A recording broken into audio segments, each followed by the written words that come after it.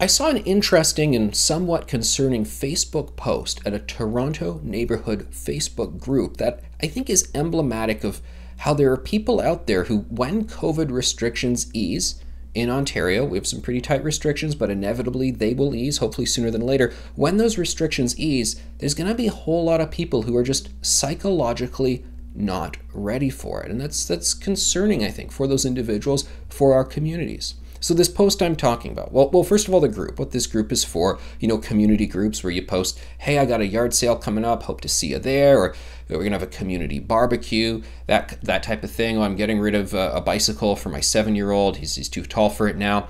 Would anybody like a free bike? Those sorts of things you post there. This was a different post. An individual had posted that they had been to the local grocery store. And while they were in that grocery store, they saw 3 people not wearing masks. Count them, 3 people not wearing masks, so just thought you would like to know. And the tone of the post was clearly, did you know that our grocery store is not safe? You may want to avoid it. It is not a good location to be at. I thought, wow, this is really interesting because there's currently discussion about when are we going to lift the mask mandates. Ontario had planned to lift it on March 28th. We'll see if that happens. A lot of people want to push them to actually go ahead with that. They said they're going to lift the vaccine passport on January 17th. They didn't go ahead with that. We'll see about the mask mandate. But regardless, it's going to lift sooner than later.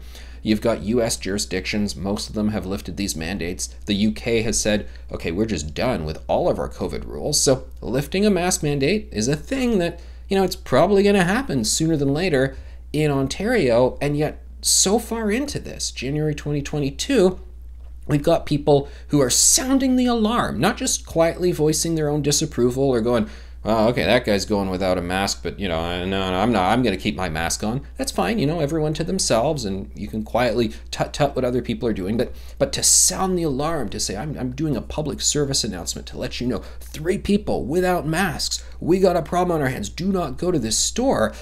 I don't know. I don't think that's particularly healthy, particularly now when, look, we've got adults who have booster shots if they want them. Omicron variant, as public health officials are saying, has thankfully proven significantly milder for the individual, and yet we still have these hang-ups. It's concerning. It's problematic. I mentioned the UK.